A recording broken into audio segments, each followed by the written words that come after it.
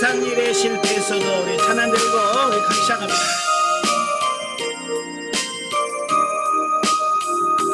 세상 일에 실패했어도 절망하지 말라. 내가 너를 도우리라. 다시 일어서게 하리라. 질병으로부터 나에게 들려가라. 내가 너를 도우리라. 다시 일어서게 하리라. 나를 버린 내가 사랑하거든 하면 너희를 그냥 둘까보냐.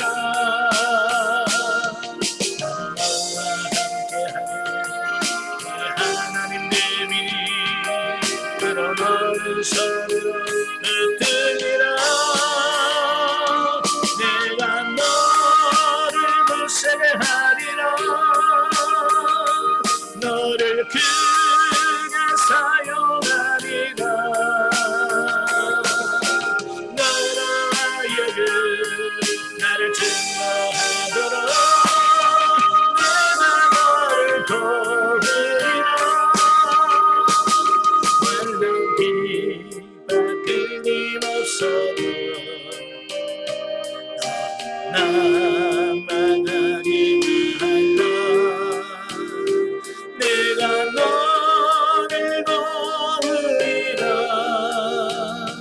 다시 일어서게 하리라. 참지 못할 슬픔이 있어도 하며 감기하라. 내가 너를 도우리라. 다시 일어서게 하리라. 감사함을 흘리며 믿음으로 안내하네. 너의 기도를 내가 외면하냐.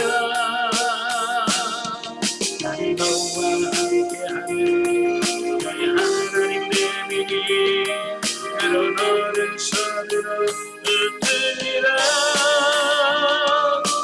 내가 너를 굳세게 하리라. 너를 크게 사용하리라. 너로 하여금 늘 증거하도록 내가 너를 도우리라. 아멘. 기도하겠습니다. 은혜로우신 아버지, 우리가 세상을 살아가면서 여러 가지 환난과 시험과 여러 가지 고난을 겪을 터인데 주님께서 우리와 함께 하시고 우리를 도와주시겠다고 말씀하십니다. 하나님, 오늘 히브리서 말씀처럼 정말로 우리가 힘들고 어려울 때 주님만 붙들고 승리해가는 우리가 될 수 있도록 도와주옵소서. 시종은 주님께 맡겨오며 예수님의 이름으로 감사하며 기도합나이다. 아멘. 예, 이 시간은 6장입니다. 히브리서 6장. 6장은 267페이지. 6장은 영적 진보의 권면과 배교의 경고 및 인내와 소망 가운데 승리할 것에 대한 촉구의 내용이 나옵니다. 자, 1절 3절에 보면 신앙 성숙에 관한 권면. 자, 보면은 그 아달락 5장 11절부터 14절에서 본서의 수신자들의 그 신앙적 미성숙을 책망하면서 성도들의 영적 성장의 필요성에 대해서 말했죠. 예, 그 말씀을 한 이후에 그 신앙적 초보의 단계를 떠나 성숙하고 장성한 신앙의 단계로 나아가라 라고 하는 말씀을 권면하고 있는 내용이 나옵니다. 자, 왜냐하면 바로 성장하지 않고 성숙하지 않는 사람은 말을 해도 못 알아먹더라 그 말이에요. 예? 자, 그러니까 얼마나 답답하겠어요. 그죠? 히브리 기자도 지금 멜기세덱의 반차를 따라서 예수님이 대제사장이 됐다라고 하는데 그걸 못 알아먹는 거예요. 못 알아듣는 거예요. 얼마나 속상합니까? 그래서 갑자기 대제사장 얘기하다가 빨리 좀 커라. 네, 빨리 성장해라. 그러고 있는 거예요. 자, 그리고 저자는 덧붙여서 이러한 성도들의 신앙 성숙은 궁극적으로 하나님의 손에 달려 있음을 강조하고 있습니다. 예, 하나님이 허락해야 되는. 참 이것도 그렇더라고요. 저도요, 성장하려고 그렇게 마음 놓고 욕심을 품고 막 했지만 내 마음대로 안 되더라고요. 예, 하나님이 잘하게 하셔야 잘하지. 예, 예, 하나님이 허락하셔야 된다. 즉 우리가 장성한 신앙의 단계로 나아가고자 할지라도 하나님께서 그것을 허락하지 않으시면 불가능하다라고 하는 것이다. 이는 하나님의 절대 주권 사상을 보여주는 부분이다라고 하는 겁니다.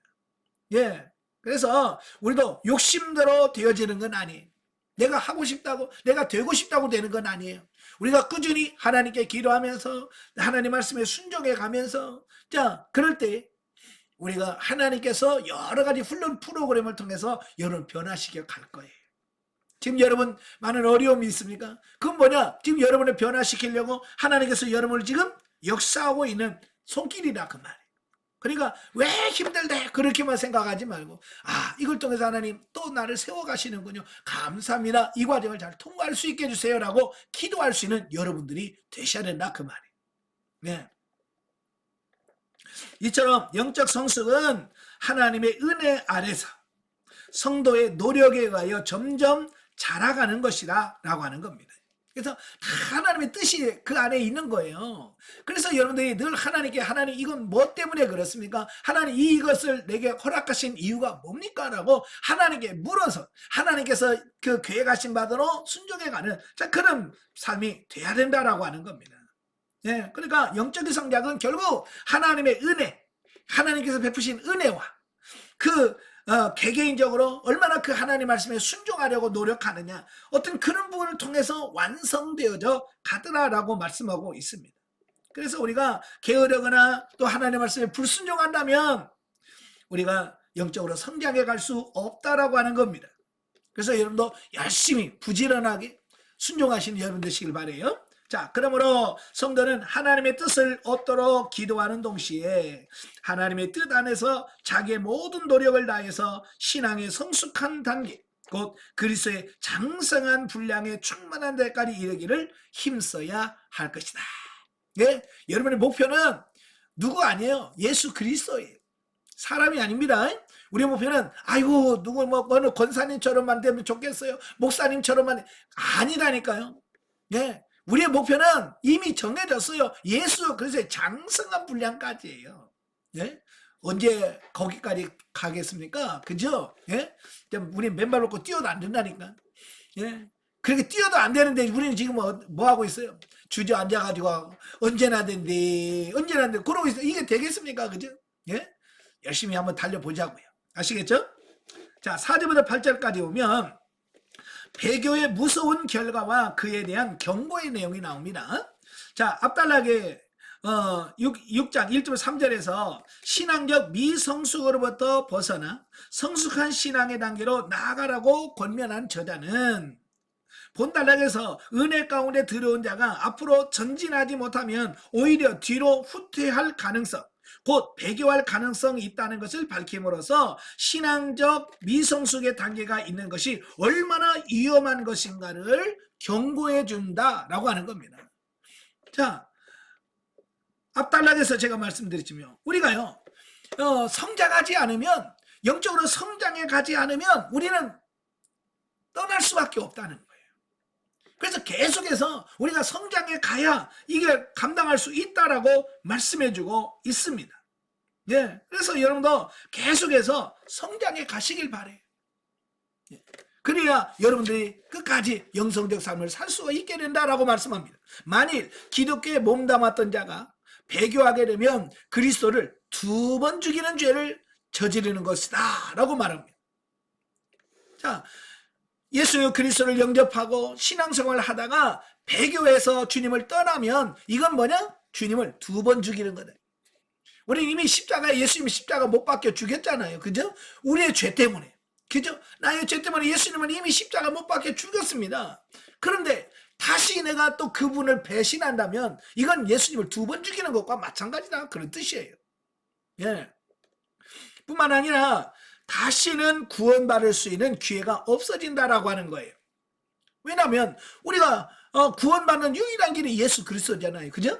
예수 그리스도만이 우리가 오전지 구원받을 수 있는 길인데, 그 예수님을 믿지 않고 그 예수님 부인해버리면 구원받을 수 있는 길이 없어져 버리는 거예요.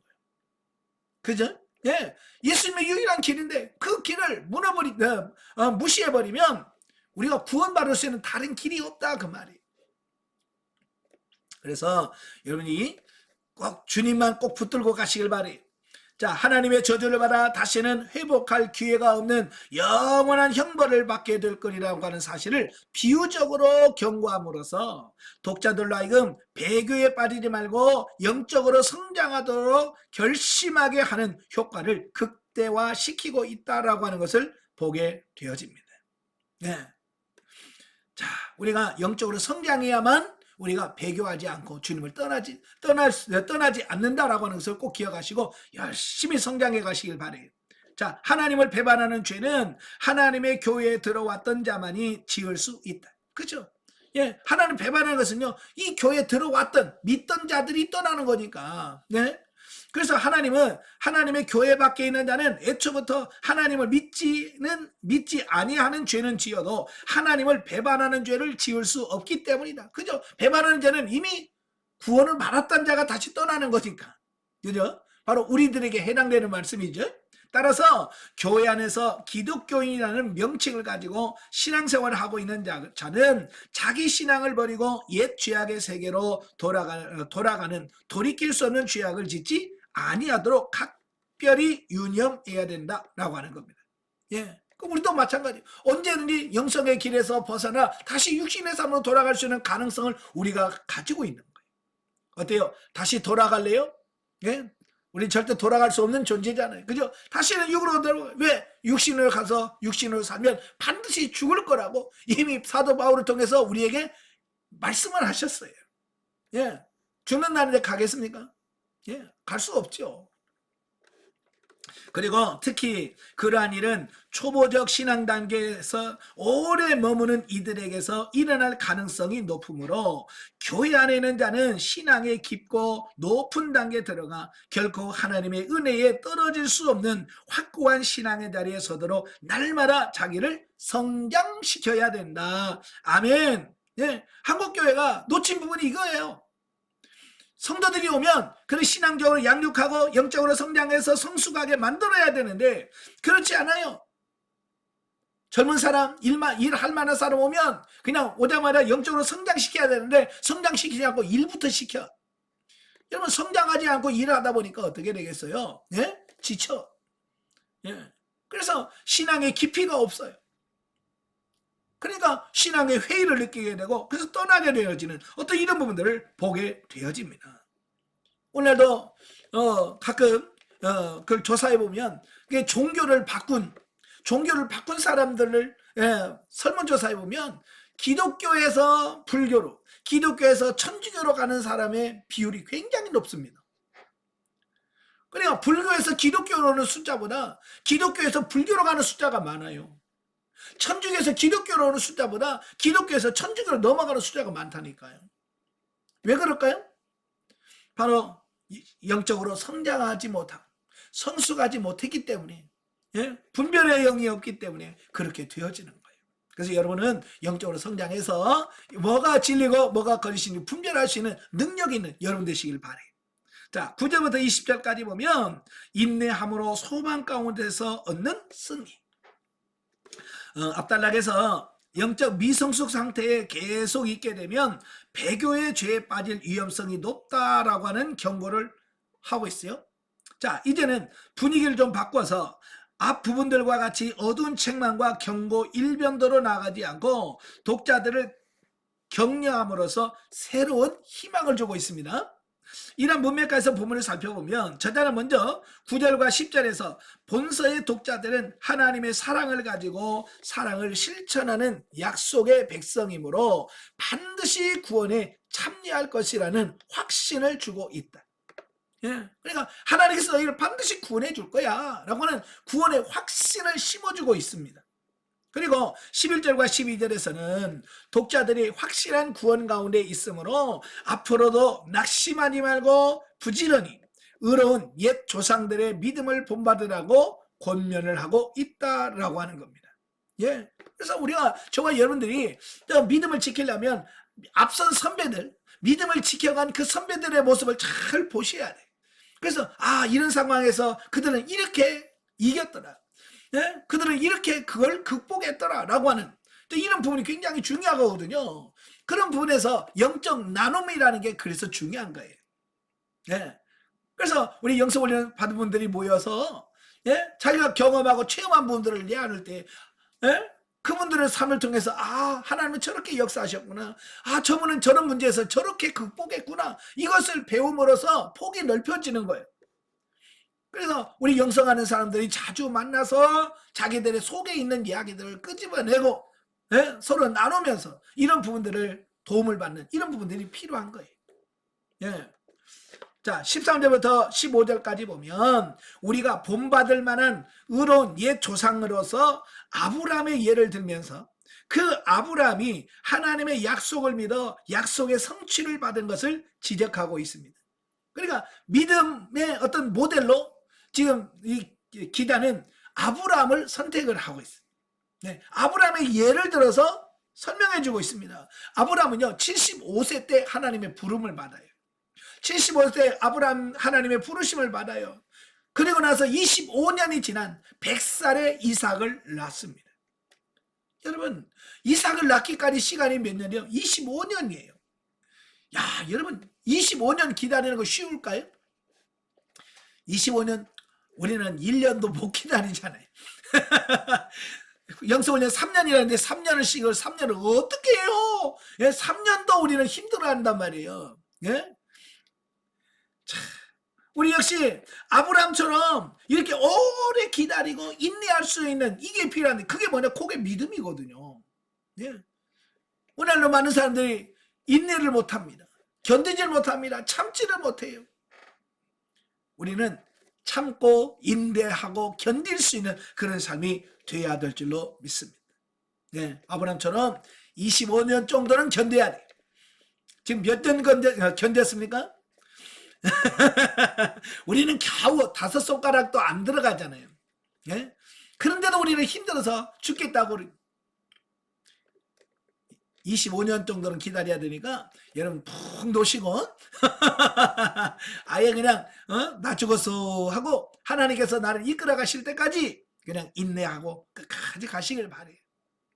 자, 그리고 16, 18절에서 이런 아브라함의 경우처럼 지금도 그 약속을 기억하시고 자기 백성을 구원하시는 하나님의 소망 가운데 얻어 승리하라라고 조언을 하고 있습니다. 마지막으로 19절 20절에서는 7장에서 자세하게 설명할 그 멜기세덱이 그리스도의 완전한 제사장됨을 모형적으로 암시해 주기 위하여 멜기세덱의 반차를 쫓는 그리스도라는 개념을 다시 언급을 하고 있다라고 하는 겁니다. 자, 여러분, 이 아브라함을 아브라함 되게 하신 분이 누구냐? 하나님이에요. 그죠? 하나님이 오래 참게 하시고 오래 견디게 하시고, 그래서 아브라함을 믿음의 조상으로 만들어 가셨어요. 그 하나님이 돌아가신 게 아니라 그 하나님이 지금도 우리의 하나님이 되시고 우리의 아버지가 되시고 여러분의 아버지가 되신다는 거예요. 저는요 이걸 들을 때마다 소망했어요. 아브라함 훈련시고 옛날에 그분이 지금도 살아계셔서 내 아버지시구나. 예? 그분이 돌아가셨다면 우리는 소망이 없을 수 있잖아요. 아이고 그분이 돌아가셨네. 그렇지만 아니에요. 하나님은 돌아가시지 않아요. 예? 그러니까 여러분도 소망 가운데 달려가시길 바랍니다.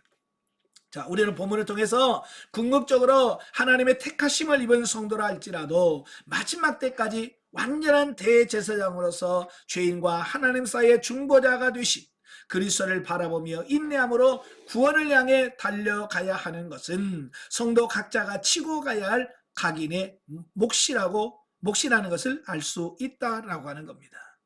예. 자, 여러분의 몫이 여러분이 감당해야 돼. 여러분, 구원하는 것은, 영혼을 구원하는 것은 하나님의 몫이에요. 하나님이 여러분을 구원하십니다. 그러나 여러분이 영혼 구원을 받은 여러분들은 이제 영혼 구원에서 끝나는 게 아니라 성화 구원, 다시 말하면 혼의 구원과 몸의 구원이 이루어져야 되는데, 그 혼의 구원과 몸의 구원은 누구 몫인가요? 물론 성령께서 지도 인도하시지만 여러분의 몫이에요. 내가 해야 할 일이라 그 말이에요. 그러니까 여러분들이 충성한 거예요. 내 자신을 변화시키는데 하나님 말씀에 순종하심으로써 이 성화의 구원을 완성해가는 것을 여러분 잘 감당하시길 여러분 되시길 바랍니다. 자, 영적에 보죠. 하나님 말씀에 순종했던 아브라함은 그 후손이 가나안 땅을 기업으로 받는 복을 누리게 되었다. 하나님은 당신의 말씀을 지켜 행한 모든 것을 잊지 않으신다. 오늘날 사는 우리는 듣고 믿고 순종하면 내세뿐만 아니라 현세에도 은혜와 축복을 누리게 될 것이다. 아멘. 아브라함 믿고 순종하니까 하나님 복을 주신 것처럼 오늘 저와 여러분도 듣고 믿고 순종할 때 동일한 하나님의 은혜와 축복이 여러분 가운데 임할 줄로 믿습니다. 자, 7장으로 갑니다. 자, 7장으로 가면 멜기세덱의 방차를 쫓아 영원한 대제사장이 되신 그리스도에 대하여 설명을 합니다. 자, 1절에서 3절에 보면 지극히 높으신 하나님의 제사장 멜기세덱. 본장은 5장 10절에서 언급하다가 잠시 중단했던 그 멜기세덱과 멜기세덱의 반차를 따라 그리스도의 대제사장 되심을 설명하고 있다라고 하는 거예요. 자, 보면은 그 전개의 첫 부분으로 먼저 멜기세덱이 어떤 존재인가를 간략하게 언급을 하고 있어요. 그래서 멜기세덱은 누구냐?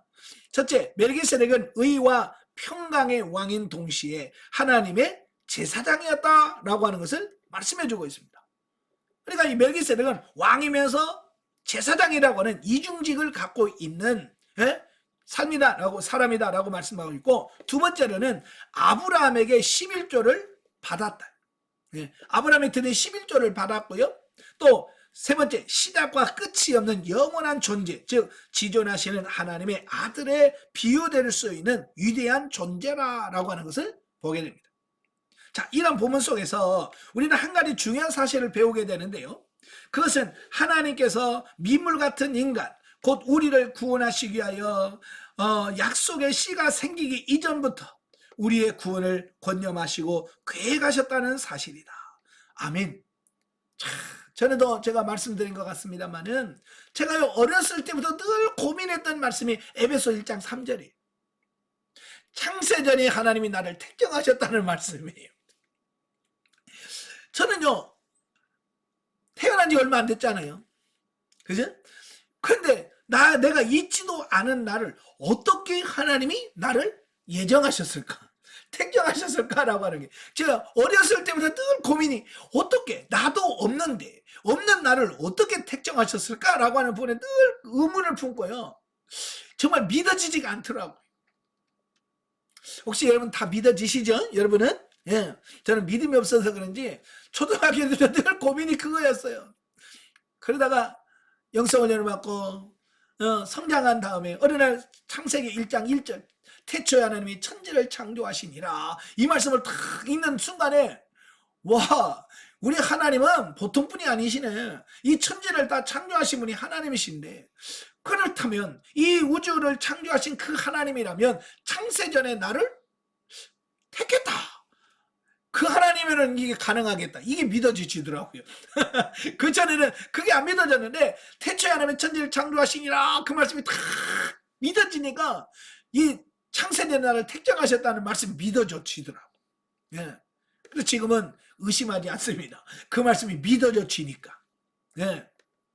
자, 이렇게 하나님께서는 창세전부터 우리의 계획을 계획하시고 진행해 가시는 분이시다. 당시 아브라함에게는 약속의 자녀인 이삭이 없었다. 그죠? 아직 태어나지도 않았어요. 자, 그럼에도 불구하고 하나님은 아브라함으로 말미암아 믿음의 자녀가 될 이후에 모든 자손들을 위하여 메시아를 보내주실 것을 멜기세덱을 통하여 보여주셨다라고 하는 겁니다. 자, 이를 통해서 우리는 우리의 구원이 역사적 우연이나 무작위적 선택에 의해서 된 것이 아니라 오직 치밀하신 하나님의 섭리에 의하여 이루어진 것이었음을 알 수 있다라고 하는 거예요. 그러니까 우리도 마찬가지예요. 그냥 어쩌다가 태어났고 어쩌다 보니까 영성 만났고 어쩌다 보니까 훈련받고 그게 아닙니다. 어쩌다가 아니에요. 하나님께서 이미 창세전에 여러분을 이렇게 훈련을 시켜서 이렇게 성장시켜서 구원을 완성하실 거라고 이미 계획을 하셨고 그 계획 안에서 지금 여러분은 저와 만난 거예요. 그리고 이 훈련을 같이 받는 거거든요. 이 모임이 이 훈련이 얼마나 중요한지 아시겠죠? 그래서 시간만 보내면 의미가 없어요. 정말 이 하나님께서 주신 이 기회를 통해서 우리가 변화되고 새로워지는 우리가 되어야 될 줄로 믿습니다. 예. 그러므로 우리는 우리의 구원을 위하여 창세전부터 계획하시고 그것을 이루시게 하여 지금도 역사하고 계시는 하나님께 마땅히 영광을 돌려야 하며 매 순간 감사를 드려야 한다. 아멘. 참 저도 이런 생각을 해봤어요. 하나님, 내가 누구시길래, 내가 정말로 누구간데 하나님께서 이처럼 나를 사랑하시고 내게 은혜를 베푸시고 나를 목사로 삼으시고 이 영성사역을 감당하게 하십니까? 예, 제가 태어난 면장도 나를 모른다니까요. 면장도 이 권대하는 인간이 태어나서 면에 사는지도 모른다니까. 지금도 마찬가지야. 통장도 나를 몰라요. 동장도 날 모르고요. 반장은 반장도 모를걸요. 내가 있다는 거. 예? 여러분, 반장도 통장도 동장도 모르는 나를 하나님 우주에 계시는 그 하나님이 나를 아시고 부르시고 훈련해 가시네. 이건 참 기가 막힌 은혜예요. 그죠? 그래서 여러분도 다른 거 빼놓고 하나님이 나를 아시고 부르셨다는 것만으로도 우리는 정말 영광 중에 영광인 거예요. 예? 그래서 더 감사하시고요. 날마다 하나님께 감사하시면서 열심히 훈련 받으신 여러분 되시길 바라요. 자, 7장 4절부터 10절까지 보면 레위지파의 제사장들보다 우월한 멜기세덱. 자, 앞단락에서 멜기세덱이 어떤 존재인가를 언급한 저자는 본문에서 그런 멜기세덱이 이스라엘 역사 가운데 제사장직을 담당했던 그 레위지파의 제사장들보다 어떻게 우월한가, 자, 이 부분을 논증하고 있습니다. 자, 저자는 멜기세덱이 레위지파의 제사장보다도 우월하다라는 증거를, 첫째, 레위 족보에 들지 아니한 멜기세덱이 레위 지파의 조상인 아브라함보다 먼저 높은 위치에서 아브라함이 바치는 11조를 받았다라고 4절부터 6절 하반절에 상반절에 말씀해주고 있습니다. 자, 여기서 중요한 단어가 나오는데 바쳤다라는 말이 바쳤다. 여러분, 이 바쳤다라고 하는 말은 신분이 낮은 사람에게, 낮은 사람이 신분이 높은 사람한테 드리는 것을 바쳤다라고 하는 표현을 쓰는 겁니다. 그러니까 이 아브라함이 멜기세덱에게 11조를 바쳤다라고 하는 말은 멜기세덱이 높은 사람이라 그런 뜻이에요. 자, 두 번째로 아브라함이 멜기세덱보다 낮은 위치에서 멜기세덱으로부터 축복을 받았다라고 하는 겁니다. 자, 여기서 축복을 받았다라고 하는 말도 이 축복을 받을 때는 항상 나이가 많은 사람이 낮은 사람에게, 신분이 높은 사람이 낮은 사람에게 하는 게 축복인 거예요. 자, 우리가 이제 세배를 하잖아요. 설날에 세배 하잖아요. 자, 우리는 어린 사람들이 절을 하고 건강하시고 이게 아니에요. 원래는 이 어린 사람들이 높은 사람에게 절을 하면 높은 사람이 건강하고 복 받아라, 공부도 잘하고, 자, 이렇게 하는 게 축복이에요. 그러니까 높은 사람이 낮은 사람에게 하는 게 축복이에요. 근데 멜기세덱이 아브라함을 뭐 했다고요? 축복했다라고 말씀하는 거예요. 자, 벌써 두 가지죠. 그 다음에 세 번째, 레위지파는 11조를 받았으나 죽었고 멜기세덱은 산다라고 하는 증거를 얻었다라고 말씀해주고 있습니다. 자, 여기서 멜기세덱은 죽은 기록이 없다는 거예요. 그 성경에 보면 제사장도 계속 죽고 그의 아들이 제사장이 되고 하는 계속 반복해서 이런 죽는 기록이 나와요. 아론도 죽어서 묻힌 장소가 나오죠. 그런데 유일하게 이 멜기세덱은 그가 죽었다, 몇 살에 죽었고 어디 묻혔다는 기록이 없다는 거예요. 그럼 그 말은 그가 죽지 않고 영원히 있다라고 하는 것을 상징적으로 보여주고 있다라고 하는 말이에요. 그리고 네 번째로는 엄밀한 의미에서 레위지파도 아브라함의 허리 안에서 멜기세덱에게 11조를 바쳤다라고 하는 것이 된다라고 하는 겁니다. 그러니까 아직 레위는 태어나지도 않았어요. 왜? 이삭도 안 태어났는데. 그죠? 그의 할아버지 이삭도 안 태어났고 그의 아버지 야곱도 안 태어났는데, 예? 벌써 그 후손들이 다 그 아브라함이 멜기세덱에게 11조를 바치고 축복을 받는 그 상황에 포함되어 있더라는 거예요. 예, 바로 이걸 말씀해 주고 있어요. 그러니까 아직 태어나지는 않았지만 그의 선조 아브라함이 11조를 그 레이에게 바칠 때, 드릴 때 그들도 같이 드린 것이 된다, 그 말이에요. 자, 본문에서 저자는 멜기세덱이 이스라엘의 육적 조상인 아브라함보다도 우월하다라고 하는 것을 증명함으로써 멜기세덱의 반차를 쫓아 하나님의 참된 제사장이 되신 그리스도가 레위지파의 제사장으로보다 우월하고 온전한 대제사장이라는 것을 증명하고 있다라고 하는 겁니다. 자, 이렇게 한 것은 저자가 예수님이 멜기세덱의 반차를 따른 대제사장이 되심을 강조하는 이유가 바로 여기 있는 거예요. 왜 예수님이 멜기세덱의 반차를 따라서 제사장이 되는가 라고 하는 부분을 증명하려고 하는 거예요. 자, 그 다음에 11절부터 25절까지 보면 멜기세덱의 반차를 쫓아 하나님의 영원한 대제사장이 되신 그리스도. 자, 앞에서 멜기세덱이 어떻게 레위지파의 제사장으로부터 우월한가 라고 하는 부분을 논증한 저자는, 자, 본문에서 레위지파의 제사장들보다 탁월한 멜기세덱과 그리스도를 연결하여 멜기세덱의 반차를 쫓는 그리스도가 레위의 제사장보다 월등하게 탁월하다라고 하는 것을 논증하고 있습니다. 그래서 본단락은 크게 두 부분으로 이렇게 나누어지는데요. 먼저 11절부터 19절에 보면 율법의 완성이신 그리스도께서 이 땅에 오시기 이전에 이스라엘 백성들의 생활을 규제했던 불완전한 옛 제도인 율법으로 말미암아 임명된 레위지파의 제사장님 역시 불완전한 것이므로 폐지되어야 하는 동시에 멜기세덱이 레위지파에게서 나지 아니한 것처럼 레위지파가 아닌 유다지파에서 나온 새로운 제사장, 즉 그리스도께서 폐지된 그 자리에 서리라는 내용을 담고 있다라고 하는 겁니다. 예.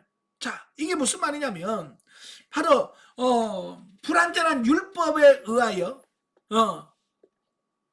레위지파가 제사장이 됐단 말이에요. 그런데 바로 그 율법이 예수 그리스도가 오심으로 폐지가 됐단 말이에요. 그죠? 폐지가 되었어요. 그래서 이 율법이 폐지가 되고 이제는 예수님이 그 레위지파를 통해서 이루어진 그 대사장 직분을 예수님이 대신할 거라고 하는 사실을 보여주는 겁니다. 자, 비유로 말하면 자, 이런 거예요. 어떤 것을 결정할 때 그 결정하는 그 회의가 불법에 의해서 이루어진 회의라면, 그 나중에 그 회의가 불법이라고 하는 것이 알려지고 결정이 되면 어때요? 그 불법에 의해서 결정된 모든 것은 무효가 되어지는 거예요. 그게 다 무효가 돼. 마찬가지예요. 바로 불완전한 율법에 의해서 세워진 레위지파의 제사장직은 폐지가 될 거다. 그리고 새로운 대제사장, 20절 25절에 보면 불완전한 옛 제사장직을 폐하고 그 자리에 선 새로운 제사장인 그리스도의 제사장직은 완전하고 영원하며 율법의 한시적 목적에 의하여 폐지된 옛 제사장보다도 우월할 거라고 하는 사실을 논증하고 있다라는 겁니다. 자, 우리는 이러한 부분을 통해서 한 가지 중요한 사실을 깨닫게 되는데요. 그것은 영원히 우리의 대제사장이 되시는 그리스도께서 우리의 중보자가 되셔서 우리를 위하여 우리에게 필요한 모든 것을 하나님께 간구해 주신다는 사실이다. 아멘. 그래서 인간 대제사장이 할 수 없는 그 완벽한 구원을 우리 예수 그리스도께서 하실 수 있다라고 하는 것을 말씀해 주고 있어요. 자, 26절에서 28절까지 보면 완전한 대제사장 되신 그리스도. 자, 보면은 7장 1절부터 25절에 논한 그 멜기세덱과 그리스도와의 논증에 대한 결론입니다.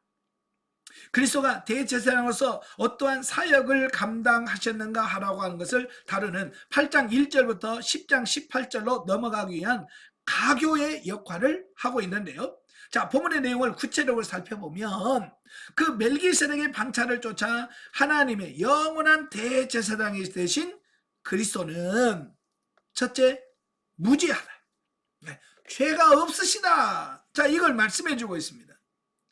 자, 그래서 죄인인 아론의 후손의 제사장과는 달리 예수님은 죄가 없다라고 하는 거예요. 그래서 죄 있는 우리 레위지파의 인간들은 어떤 속죄제를 어떤 제사를 드리기 전에 먼저 자기 자신들의 죄를 씻는 속죄제를 먼저 드립니다.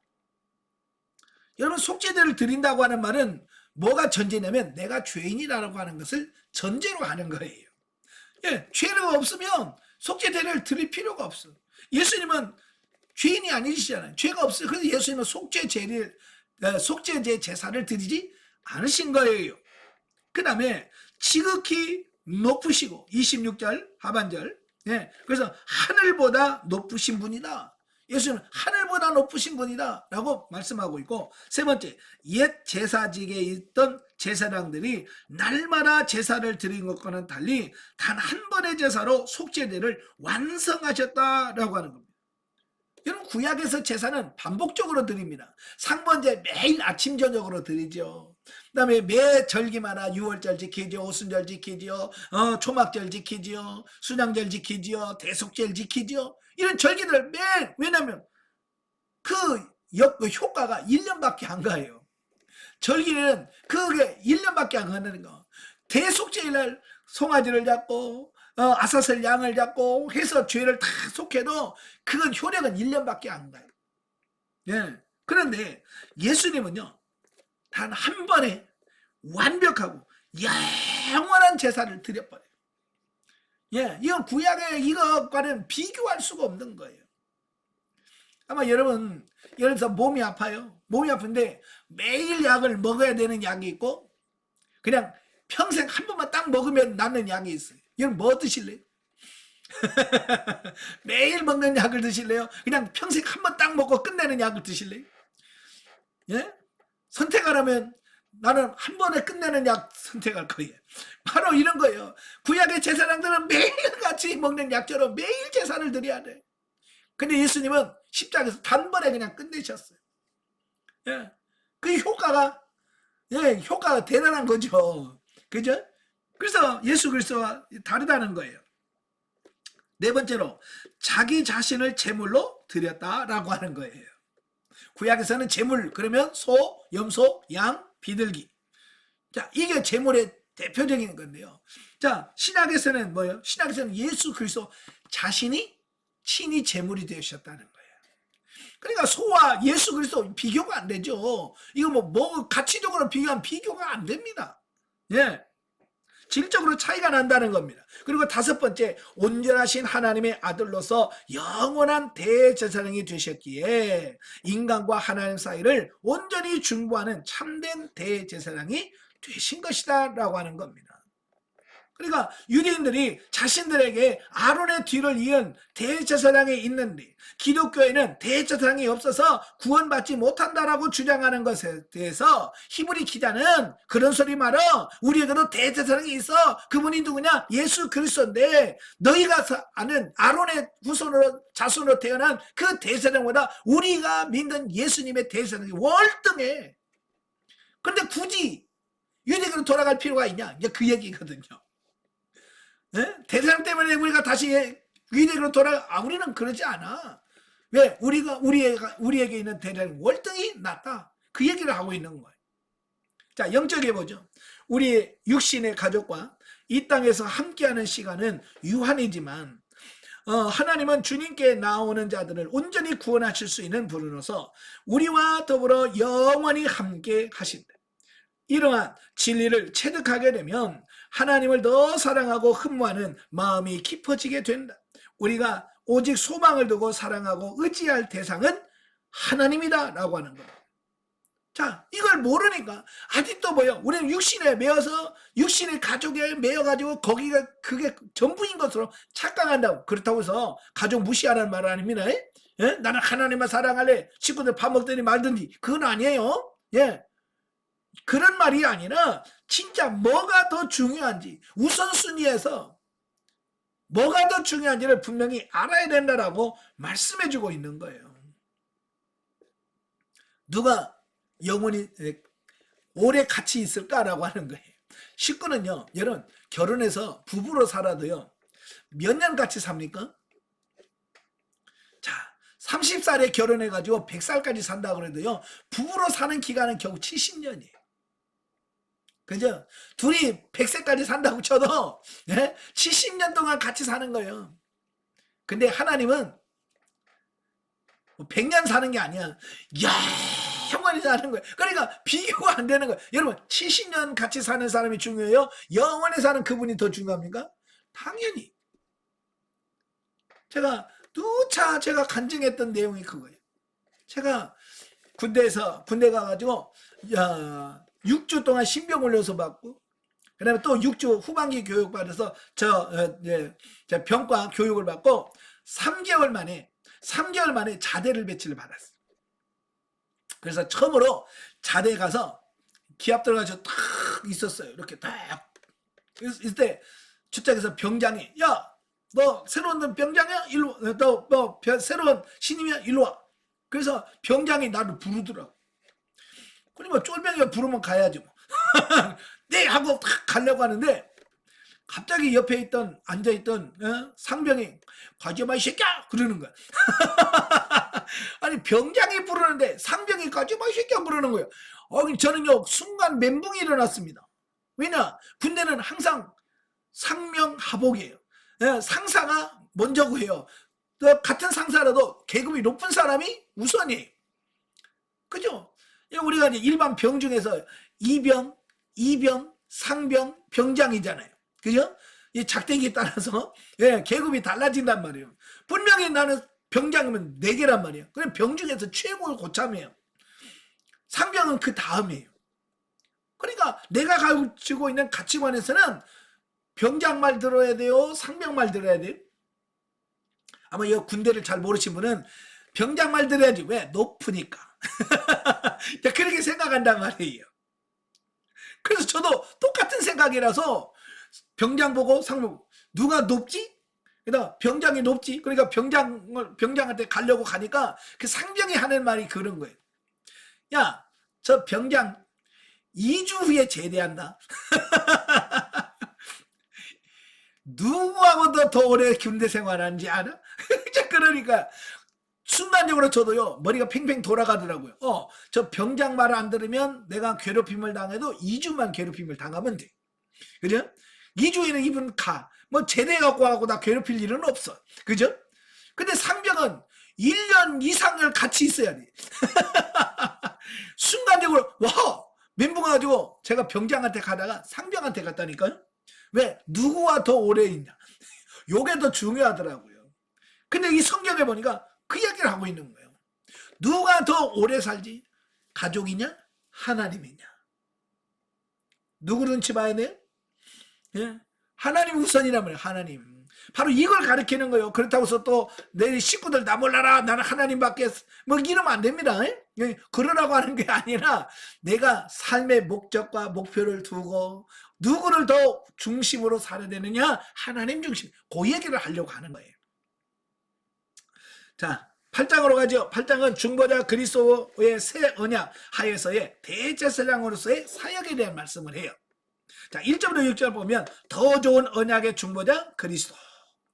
자, 본단락은 그리스도가 대제사장으로서 어떠한 사역을 감당하시는가를 논증하고 있습니다. 즉 구속사의 흐름에 있어서 구속사의 주역이신 그리스도가 이 땅에서 구속사역을 완성하신 이후 승천하시어 하나님 보좌 우편에서 새로운 대제사장으로서 완전하게 사역하시는 그리스도의 역할을 보다 정확하게 표현하기 위해서 그리스도를 옛 언약과 비교해 더 좋은 약속으로 세우신 더 좋은 언약의 중보자로 정의를 하고 있더라 라고 하는 거예요. 다시 말해서 제단은 불완전한 희생제물로 불완전한 제사장이 드리는 구약적 제사와 달리 그리스도가 진정한 의미에서 대제사장으로서 역할을 감당하고 계시다는 것을 논증하기 위해서 그리스도께서 대제사장으로서의 중보 사역을 수행하는 곳이 하나님의 임재의 상징인과 모형이며 그림자인 이 지상의 성막이나 성전이 아닌 참 하늘임을 밝히고 있다라고 하는 거예요. 그래서 이 제사장들은, 인간 제사장들은 모형과 그림자와 예표로 인한 성전에서 하나님을 섬겨요. 그죠? 근데 예수님은 대제사장들의 분은 어디서 하나님을 섬기냐면 저 하늘 보좌, 하나님 보좌 우편에, 우편에서 하나님의 직접 우리를 위하여 중보기도 하고 있다. 요걸 얘기하고 있는 거예요. 즉 저자는 그리스도는 성자 하나님으로서 성부 하나님 우편에서 새 언약을 가지고 본질적인 중보 언약을 감당하고 중보 역할을 감당하고 계신다고 본문에서 명확하게 밝혀주고 있다라고 하는 겁니다. 그러니까 이 말은 무슨 말이냐? 한마디로 질적 차이가 있다.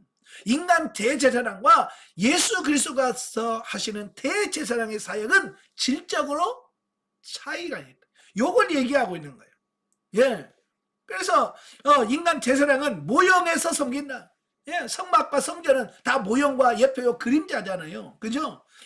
그러나 예수님은 실제 하늘 성소인 저 천국에서 사역을 하고 계시다라고 하는 거예요. 자, 우리나라도 보면 그렇잖아요. 청와대에서 근무하는 거라고.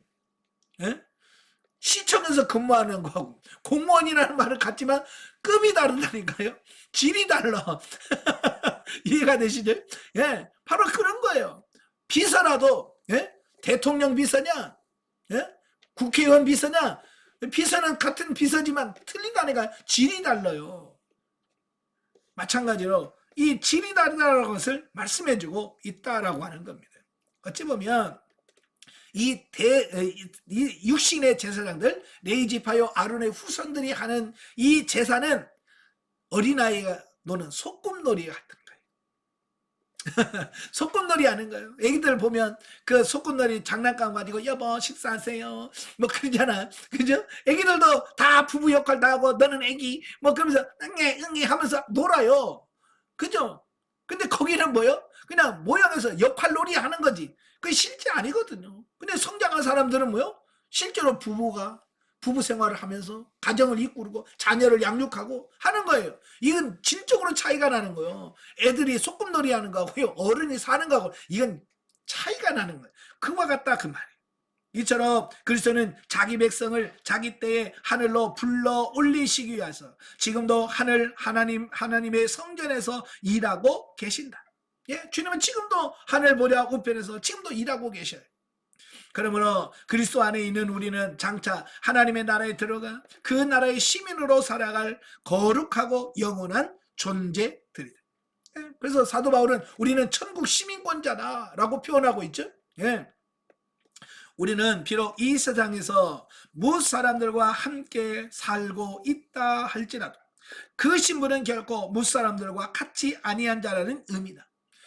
우리는 이 땅에서 다른 사람들 보면 뭐 너나 나나 똑같대 라고 할 수 있겠지만 우리는 하늘의 신분을 가진, 하늘의 천국 시민권을 가진 자들이에요. 따라서 우리는 무엇 사람들처럼 육신의 것에 얽매여 육신의 것을 추구하다가 추구 없어질 세상의 삶을 살지 말고 영의 사람답게 영의 것을 추구하는 신령한 삶을 살아야 한다. 아멘. 그래서 우리는 세상에 살지만 세상에 속해서 사는 인간 존재와 같이 살면 안 됩니다. 우리는 하늘에 속한 자로서 하나님 앞에서 바르게 사는 우리가 되어야 된다. 아멘. 7절부터 13절에 보면 온전한 새 언약의 우월성. 자, 앞단락에서 하늘의 참 장막에서 이루어지는 그 대제사장으로서 그리스도의 사역이 불완전한 율법에 의하여 세워진 구약 제사장과의 사역과는 비교할 수 없는 완전한 중보 사역이라고 말한 저자는 이제 본 단락에서 예레미야 31장 31절 34절을 인용하면서 그리스도께서 중보의 근거로 삼고 계시는 새 언약이 폐기된 옛 언약과 비교하여 어떻게 우월한가를 논증하고 있다. 그러니까 이스라엘 백성들이 시내산에서 맺은 언약을 우리가 옛 언약이라 이렇게 얘기를 해. 자, 그 옛 언약과 새 언약이 차이가 있다 그 말. 여러분, 새 언약은 옛 언약이 불완전하거나 미완성이거나 부족하면 새 언약을 통해서 맺습니다. 만약에 예를 들어서 이런 거예요. 내가 집을 계약을 합니다. 계약을 했는데 계약서가 이게 마음에 안 들어. 그럼 어떻게 해요? 옛 계약이 마음에 안 들어. 그럼 어떻게 해요? 찢어요. 쭉 찢어. 찢는 순간 파기가 돼. 폐기가 돼. 그래서 어떻게 해요? 다시 씁시다. 이 계약이 마음에 안 드니까 다시 씁시다. 그러면 찢어진 계약서는 이건 이미 그 찢는 순간 그것은 뭐예요? 계약이 아니에요. 예, 효과가 없어요. 찢는 순간 효과가 없어. 다시 써서 도장 찍어야 그게 새로운 의미가 있는 거예요. 바로 예수 그리스도께서 새 언약을 주셨다. 근데 그 새 언약이 뭐냐? 바로 예수님의 십자가의 사건을 통해서 이루실 그 언약이 하나요.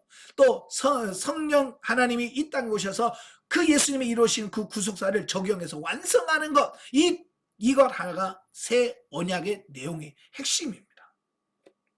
예. 즉 저자는 구약의 제사장이 사역의 근거로 삼는 옛 언약인 율법보다 하나님의 완전하신 대제사장이신 그리스도가 사역의 근거로 삼은 새 언약인 복음이 우월하다는 것을 증명함으로써 구약의 제사장의 사역보다 그리스도의 사역이 탁월하다고 하는 것을 본문에서 증명하고자 했다라고 하는 거예요. 자, 새 언약이 옛 언약보다 우월한 근본적인 이유는 뭐냐? 첫째, 옛 언약이 불완전하여 완전한 새 언약이 나오도록 요청되었기 때문이다 라고 하는 겁니다. 그러니까 아까도 말했지만 옛 언약이 완벽했다면 굳이 새 언약을 주실 이유가 없다라고 하는 거예요. 뭔가 불완전한 거예요. 그래서 그건 폐기하고 새 언약을 주었다라고 하는 거예요. 둘째는 뭐냐? 언약은 지워지거나 없어질 수 있는 돌판에 새겨져 있었으나 새 언약은 지울 수도 없어질 수도 없는 마음의 비에 신비에 새겨졌기 때문이다 라고 말씀해주고 있습니다. 그래서 구약에서는 하나님이 모세에게 율법을 줄 때 돌판에다가 새겨주셨어요. 그죠? 예, 돌판에 새겨져도요, 모세가 그 출애굽기 32장에서 내려오니까 금송아지를 만날 때 어떻게 했어요? 예, 돌판을 깨버렸잖아요. 돌에 새기면 뭐합니까? 깨버리면 끝나는 거예요. 그죠? 그래서 하나님은 절대로 깨질래야 깨질 수 없고 지울래야 지울 수 없는 신비에다가 하나님의 말씀을 새겨놨다 그 말이에요. 예. 그 얼마나 이게 차이가 납니까? 따라서 옛 언약은 필연적으로 사라지고 완전한 새로운 언약으로 교체될 수밖에 없다라고 하는 것이며, 그것은 결국 새 언약에 기초하여 임명된 그리스도만이 온전히 하나님의 대제사장일 수밖에 없다라고 하는 것을 여기서 증명해 준다라고 하는 것을 말씀해 주고 있습니다. 여러분, 세상에도 그렇잖아요. 신상품이 나오면 예전에 나왔던 상품은 어떻게 합니까? 떨이 박앤세일. 그래서 싸게 내놔버려. 싼 맛에 사긴 하지만 대다수의 사람들이 그 이미 지나간 모델을 살려고 그래요. 새로 나온 모델을 살려고 그럽니까? 오늘 가면 신상품이 뭡니까? 물어보자. 최신 신상품이 뭡니까? 야, 지금 나온 거, 그게 새로 나온 게 좋다는 걸 아니까? 우리가 물건을 살 때 언제 나온 거냐? 몇 년씩이냐? 몇 년도 살냐? 뭐 이런 걸 묻잖아요. 왜? 지금 나온 것이 좋다는 것을 아니까 그런 거예요. 그래서 새 언약이 훨씬 더 낫다라고 하는 것을 보게 되어집니다. 그럼 왜 그러면 사람들이 왜 옛날 것을 포기하고 새로운 걸 찾습니까? 예, 새 것이 훨씬 더 좋으니까. 그죠? 새로 나온 게 뭔가 기능이 하나 있어도 더 있잖아요. 그죠? 모델 외모라도 모양이라도 옛날 것보다 좀 낫잖아요. 그러니까 살려고 하는 거잖아요. 옛날 것보다 못하는데 뭐하러 사겠어요? 비싸게. 그렇잖아요? 옛날 것보다 못하다면 굳이 돈 주고 살 이유가 없어요. 좋으니까 사는 거죠. 자, 옛 언약인 율법의 영향 아래 있던 구약에 이스라엘 백성들은 이 돌판에 새겨진 언약을 받았기 때문에 그 언약의 내용을 지켜야 했을 뿐만 아니라 거기에 그것을 의도적으로 마음에 새기도록 온갖 노력을 기울여야 했다라고 하는 겁니다. 또 그것을 잃지 않기 위하여 피나는 보존 노력을 하지 않으면 안 됐다라고 하는 거예요. 그래서 돌판에 새기는 말씀을 뭐라고 그래요? 예? 성경에 보면 팔에 새겨라. 팔에 지우고 팔에 쓰고 이마에 경문을 붙이고 문 지방에다 붙이고, 이건 뭐예요? 그 말씀도 붙들고 그 말씀으로 살아보려고 몸부림쳐라, 그 얘기예요. 예, 구약에서는 옛 언약은 그래요. 그래서 그걸 지키기 위해서 얼마나 힘들고 노력을 합니까? 예.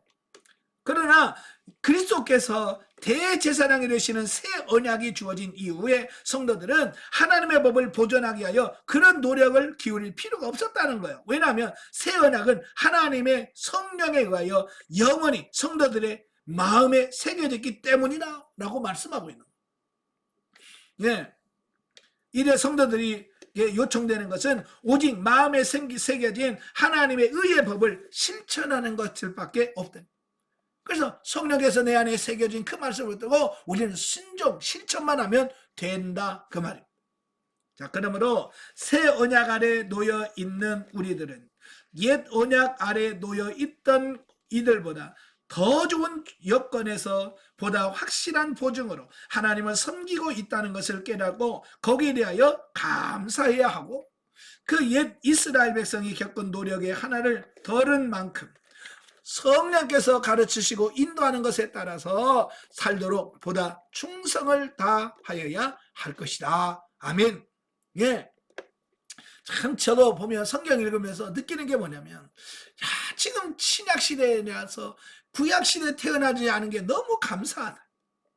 구약에서 제사 드리려면 어떻게 하려면 소 끌고 가야지, 염소 끌고 가야지, 양 끌고 가야지, 예, 끌고 그것도 뭐, 예? 요즘은 뭐 골목마다 교회가 있는 것도 아니잖아요. 그죠? 예루살렘 딱 하나밖에 없는데 거기까지 가야 돼. 이스라엘에서 저 끝에서 가려면 2박 3일씩 걸어서 가야 돼. 그래도 1년에 최소한 1년에 3번은 가야 돼. 네? 그러니 얼마나 힘들겠어요. 근데 지금은 어때요? 지금 예루살렘 안 가도 되잖아요. 그죠? 언니들이 성령의 충만을 받고 성령의 지도인을 받아서 살면 그것이 곧 하나님께 드리는 영적 예배가 돼. 예, 그래서 하나님께 묻고 순종만 하면 돼. 얼마나 좋습니까? 그죠? 그래서 저 여러분도 지금 이 시대에 태어난 걸 너무 감사하시길 바래요. 예, 너무 편하잖아요. 영적에 봅니다. 율법으로 세워진 예루살렘 성전은 허물어지고 우리가 하나님의 신령한 성전으로 세워지고 우리의 영혼이 지성소가 되어 주께서 내주하고 계신다. 이건 뭘 말합니까? 예, 성전 제도가 완벽하게 바뀌어질 것을 얘기하고 있는 거예요. 예, 옛날에는 돌로 만든 성전이 실제로 존재하고 있었어요. 그러나 이제 지금은 뭐예요? 이제는 우리 몸이 하나님의 거하시는 성전인 거예요. 여러분 각자가 성전이라. 예. 그래서 여러분의 몸이 성전이기 때문에 내 안에 삼위 하나님, 성부 하나님, 성자 하나님, 예? 성령 하나님, 이분이 내 안에 머물러서 나와 동행하는 삶을 살아가도록 힘쓰는 삶이 되어야 된다, 그 말입니다. 단번에 속죄제로 드려진 예수님의 보혈이 하나님을 대적하던 자들을 거듭나게 하고 불순종한 자들을 순종할 수 있는 자들로 자라게 하셨다. 그 보혈로서 우리는 영원한 생명을 얻는 구원을 받았고 이 땅에서 온전히 거룩함에 이를 수 있는 모든 자격이 준비되었다. 아멘. 그래서 예수님이 뭐라고 그래요? 다 이루었다 그러시잖아요. 예? 다 이루었다. 예수님께 다 이뤄놓으신 거예요. 9장입니다. 첫 언약 제사의 불완전성과 대비된 그리스도 피제사의 완전성 및 영원성에 대한 말씀을 합니다. 자, 1절에서 10절에 보면 불완전한 첫 언약의 개제사와 그의 의. 자, 본서의 저자는 9장에서 제사와 제물을 예를 들어서 새 언약이 옛 언약보다 우월하다고 하는 것을 논증함으로써 지금까지 계속 저자가 말하고자 하는 바 구약 제사장의 사역보다 그리스도의 중보 속죄 사역이 우월하다고 하는 것을 거듭 강조하고 있습니다. 예, 이거 굉장히 중요하거든요. 그래서 실제로 예를 들어서 설명을 합니다. 이런 문맥가에서 제단은 옛 언약에 의하여 제사와 제물을 드리는 성막의 위치와 구조를 설명하는 것으로 본단락을 시작하는데, 옛 언약에 의하여 성막은 땅에 있었고요. 그 구조는 성소와 지성소로 구분되어 있었다. 그죠? 우리 이미 구약에서 이미 다 말씀을 배웠던 거예요. 레위기 하면서, 출애굽기 하면서. 자, 그리고 지성소는 다른 장소와도 엄격하게 구분함으로써 그 출입이 통제되어서 그 안에는 1년에 한 번씩 이스라엘의 종교력으로 7월 10일인 속죄일에 대제사장만이 들어가서 자신과 백성의 죄를 속죄하기 위하여 피해 제사를 드렸다라고 하는 겁니다. 그러니까 이 성전의 성막에 보면 성소가 있고 지성소가 있어요. 그래서 지성소에는 법궤가 있고, 그 법궤가 있는 지성소는 아무나 들어갈 수 있는 게 아니라 대제사장만이 들어갈 수 있는데, 그것도 또 아무 때나 들어갈 수 있는 게 아니에요. 오직 7월 10일 날 대속죄를 딱 한 번 하루에 들어가는 거예요. 그날만 들어가는 거예요. 예.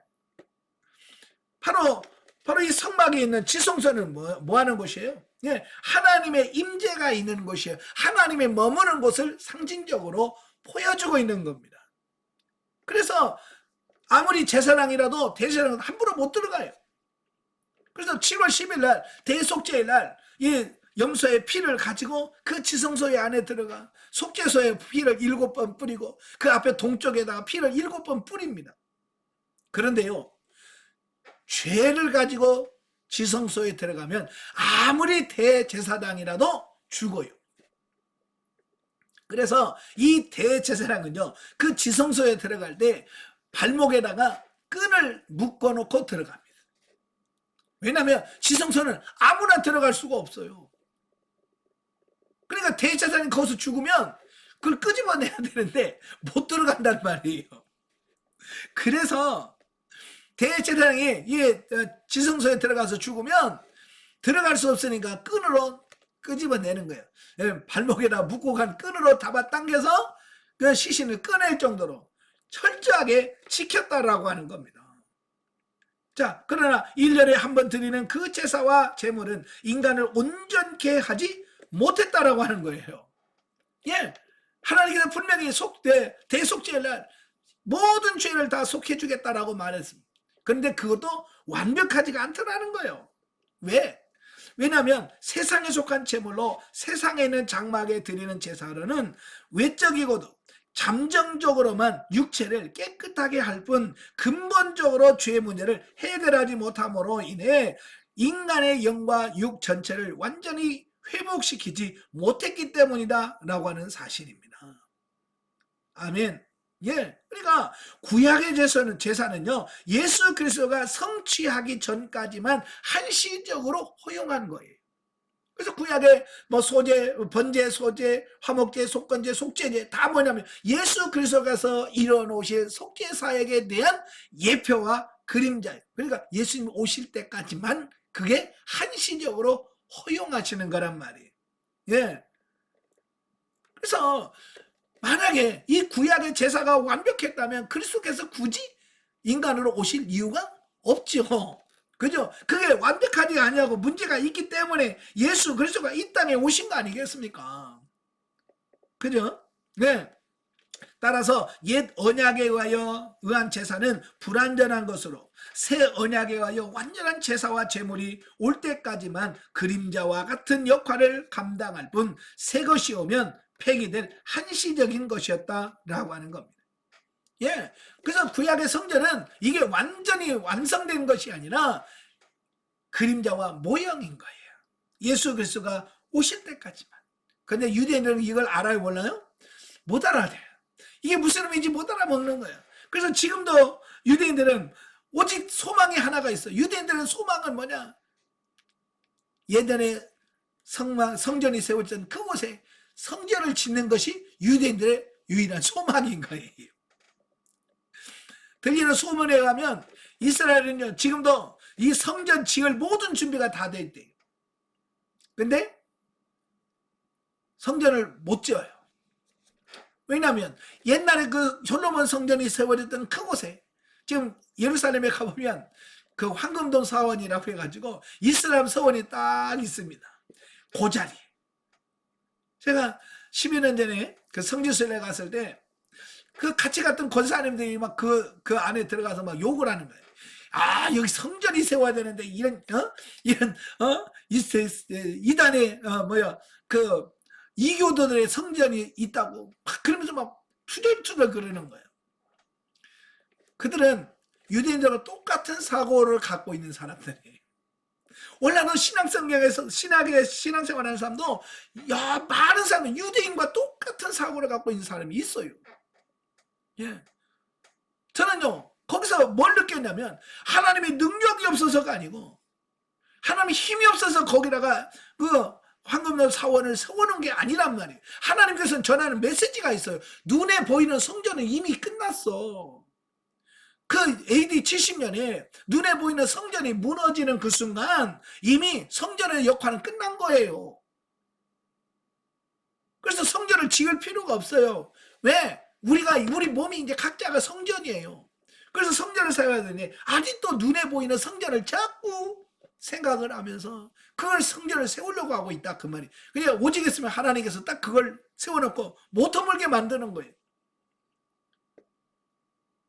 왜? 지금 그 성전 그 이슬람 그 황금동 사원을 무너뜨리는 순간 전쟁이 일어납니다.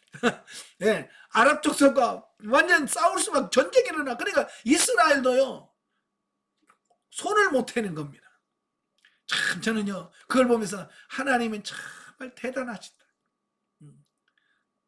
그 이스라엘 사람들의 성격과 성품을 알고 그걸 못하도록 성전의 의미를 바꾸도록 하시기 위해서 하나님께서 그렇게 하셨다는 거예요.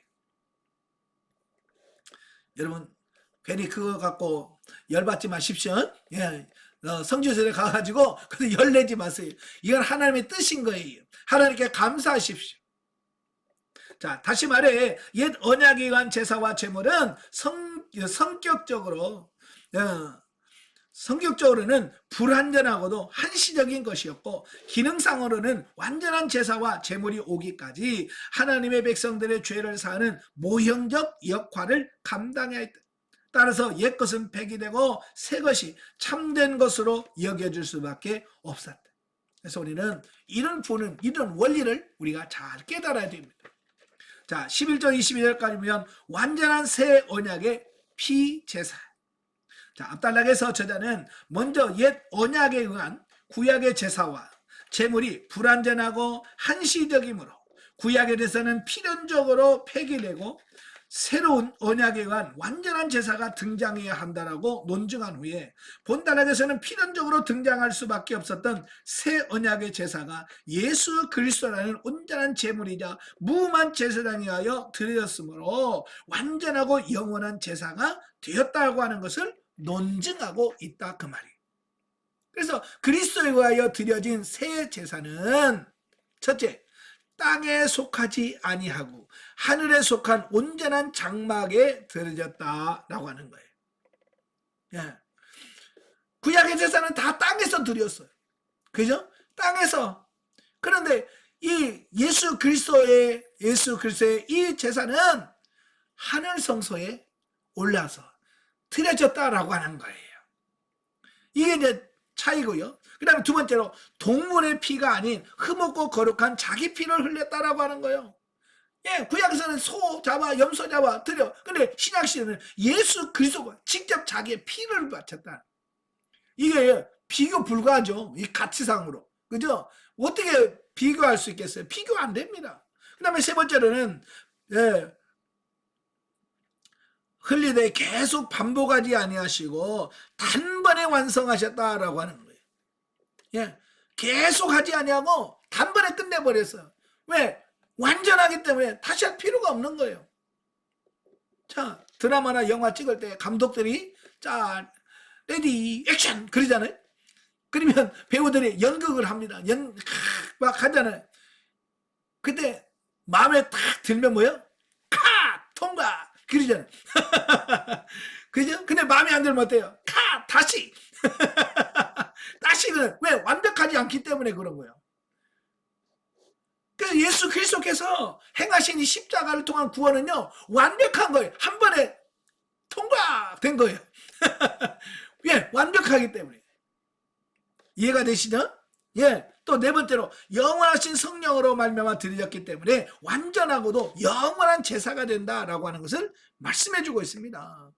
구약에서는 효과가 1년밖에 안 가는 거예요. 6월절 제사 드려도 1년밖에 안 가요. 예, 대속제일날 해도 1년밖에 안 가. 근데 예수님은 완벽하기 때문에 이거 영원히 주님 재림하실 때까지 그 효과가 지속된다라고 하는 겁니다. 그리고 이러한 새 제사가 분명한 효력을 가졌다고 하는 것은 불완전한 옛 언약에 의한 동물 희생 제사도 부분적인 효력을 가졌었는데 그 옛 언약이 폐기되면서 새 언약의 완전한 효력을 넘겨주었다는 것이에요. 따라서 그리스도는 인류의 죄를 속죄하시고 그 속죄함에 통해 부르심을 받은 백성들은 구원받았다고 하는 새 언약의 진정한 중보자가 되신 것이다 라고 하는 겁니다.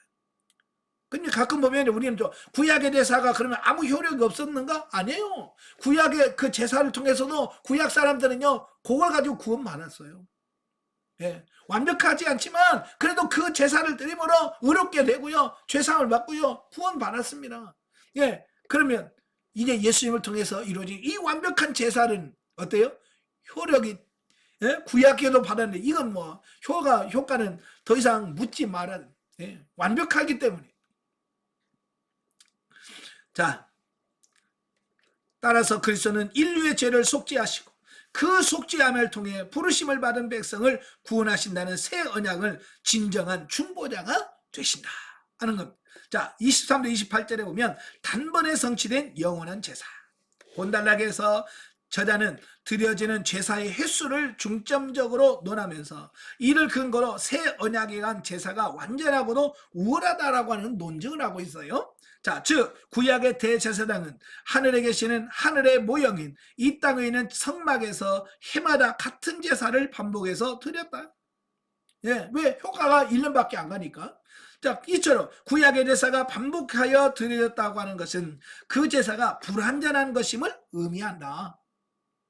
따라서 참되고 완전한 제사는 단번에 드려짐으로 그 목적이 달성되어야 하는데 그리스도께서 그러한 조건에 충족되는 제사를 드림으로 인간의 모든 죄를 사하시는 영원한 제사를 완성하셨고 때가 되면 그리스도는 죄사함을 받은 자기 백성을 영원한 생명에 들어가기 위하여 재림하신다라고 하는 것을 보게 됩니다.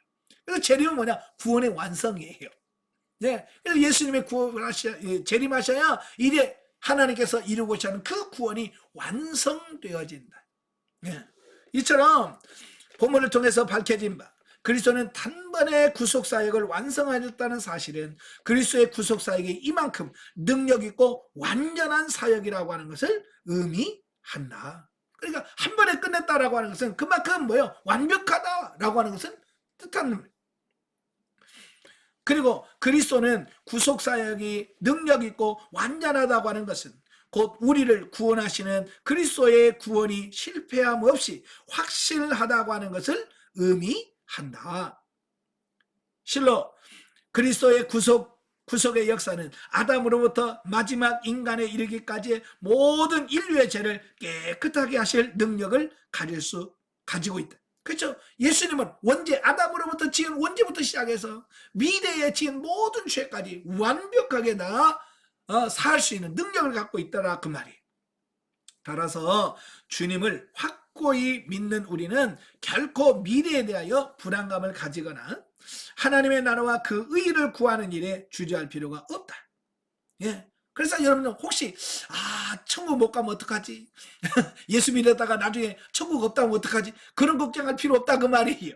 불안할 필요가 없다 그 말입니다. 혹시 여러분 중에서 나 구원 천국 없으면 어떡하지? 그런 걱정하고 계십니까? 믿음이 없다는 거예요. 그런 걱정 하들들 마십시오. 믿으시길 바랍니다. 예.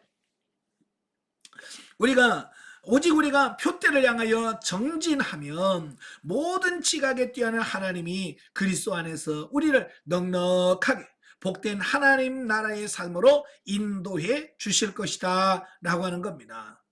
아멘. 그래서 이런 말씀들은 뭐냐면 지금 기독교로 개종했다가 여러 가지 어려우니까 다시 유대교로 가야 되는 거 아니야? 네? 다시 유대교로 가야 되는 거 아니야? 라고 갈등을 하고 있는 유대인들에게 이건 뭐요? 절대로 가면 안 된다라고 하는 확신을 주는 그런 말씀이다라고 하는 말씀. 그래서 이 말씀을 들으면 갈 필요가 없겠구나, 가면 안 되는구나 라고 해서 그들이 배교하지 않도록 하는 효과가 있다 그 말이에요. 자, 영적이 보죠. 구약의 율법에 나오는 제사 제도로는 인간의 죄를 완전하게 씻을 수도 온전케 할 수도 없으나 예수님께서 이 땅에 오셔서 당신의 몸을 친히 단번에 대속제물로 주신 영원한 제사로 인간의 모든 죄의 문제를 해결하심으로 구약의 불완전한 제사를 완전케 하셨다라는 겁니다. 할렐루야. 예? 예수님 완전케 하셨습니다. 그래서 우리는 구약의 제사 드릴 필요가 없어. 그래서 지금도 여러분 소 가지고 교회 오신 분이 있어요? 염소 걸고 교회 오신 분 없어요. 왜? 이미 제물은 필요가 없어. 그런 제물은 필요 없어요. 뿐만 아니라 율법을 지킬 의무가 없다는 거예요. 왜? 예수님께서 완벽하게 성취하셨기 때문에 그렇습니다.